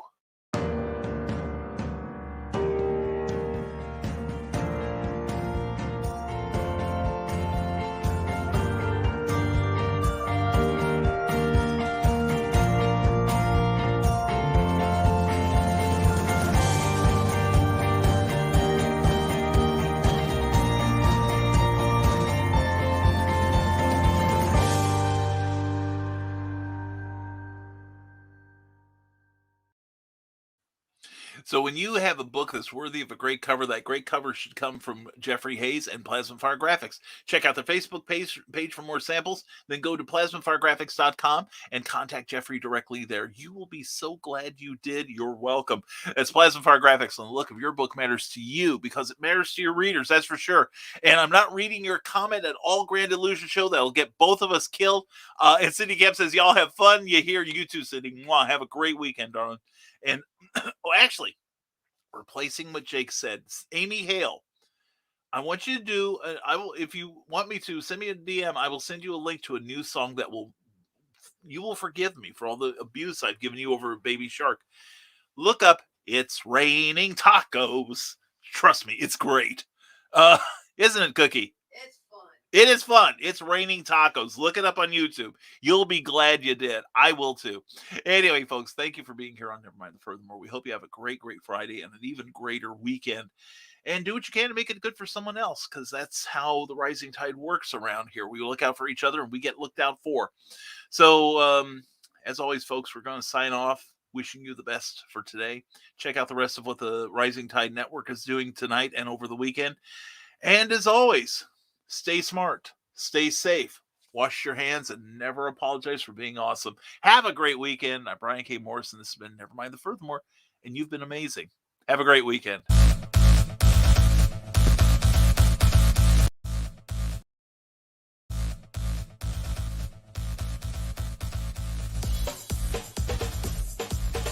Thank you for watching Never Mind the Furthermore, a Rising Tide Broadcast Network production. If you enjoyed any part of this show, please give it a like or a thumbs up and share it with your friends. Also, please subscribe to our YouTube channel and consider becoming one of our Patreon supporters. Thanks again, and we'll see you next time on Never Mind the Furthermore.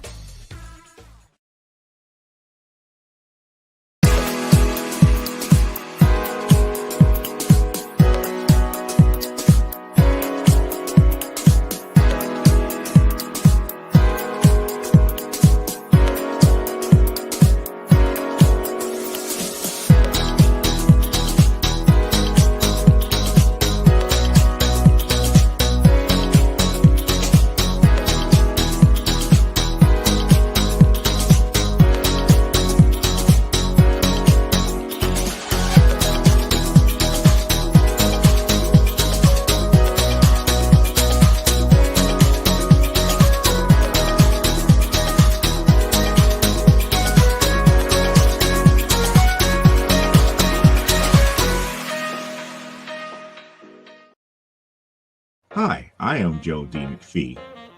I am the host of From the Desk of a Small Press Publisher. And I want to cordially invite you to watch our show Saturdays at 9 p.m. Central Standard Time. On our show, we will have different guests as well as talk about the comic book industry and pop culture. And every so often, I might actually do a drawing session or a 3D rendering session every here and there. So once again, I want to invite you to watch From the Desk of a Small Press Publisher right here on the broadcast channel that you're looking at, whether it be Facebook, YouTube, or Twitch. Hope to see you there, and make certain that you catch From the Desk of a Small Press Publisher at 9 p.m. Central Standard Time. Thanks. Author Cindy Kep is writing on the edge. Books include Remnant in the Stars, The Loudest Actions, Lines of Succession, Mindstorm,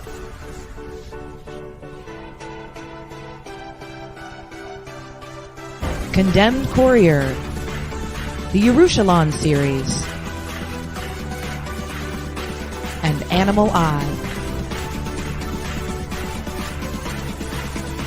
Find author Cindy Kep at CKOEPP.com today.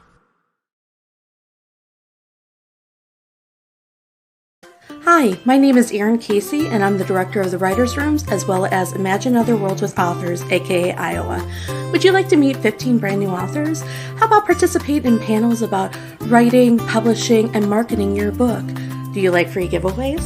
Then join us for Imagine Other Worlds with Authors on November 6th and 7th from 10 a.m. to 5 p.m.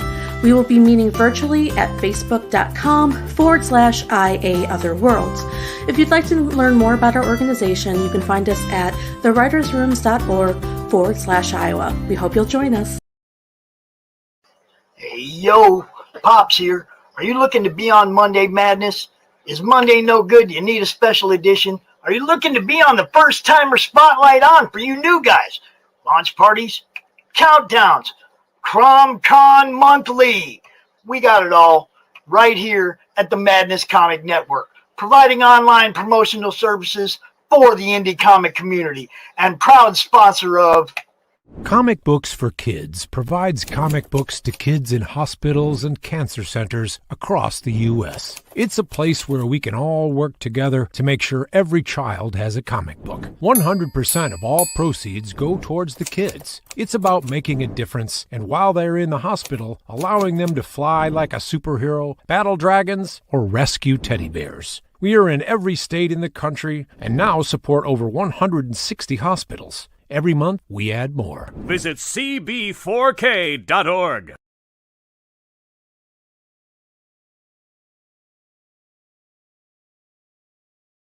Reels and Heels is a podcast that discusses movies, television, wrestling, and more. With a rotating guest list of friends and filmmakers alike, Reels and Heels salutes the creative arts of all kinds. Join Brian Wenzeloff and Nicole Jobin live every Saturday at 2:15 p.m. Eastern Standard Time for Reels and Heels.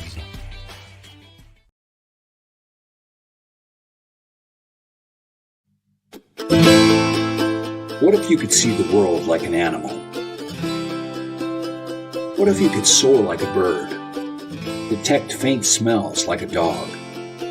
What if a video game allowed you to play an animal character in a unique fantasy setting? What if a comic book series put you in such a video game setting, telling the story from the point of view of animal companions to human characters? Welcome to the world of Animal Eye. This comic book series will follow the adventures of 3 animal characters, Ala the crow, Dagid the dog, and JL the bear. Many fantasy stories feature animal helpers to human characters, especially horses or dogs, but sometimes birds like falcons, or in the case of Animal Eye, a crow. Fantasy-based video games do this as well at times, with human or demi-human player characters in the role-playing video game, with animal assistance in the game available to the main characters as what are, in effect, non-player characters. The Animal Eye story world flips this dynamic on its head. In Animal Eye, the video game player characters are the animals, And the non-player characters are the humans the animals assist. Join playtesters Ken May and Jake as they become Ava the Crow and Nagi the Dog. In Issue 1, each must find a human companion to guide them on their adventures. Ava finds Aussie, Bakari tribesman, archer, and herbalist. Baron Raphael Dorcas, who wields a sword and a flintlock pistol, teams up with Nagi. In the world of Animal-Eye, demented monsters are attacking settlements, including Aussie's family.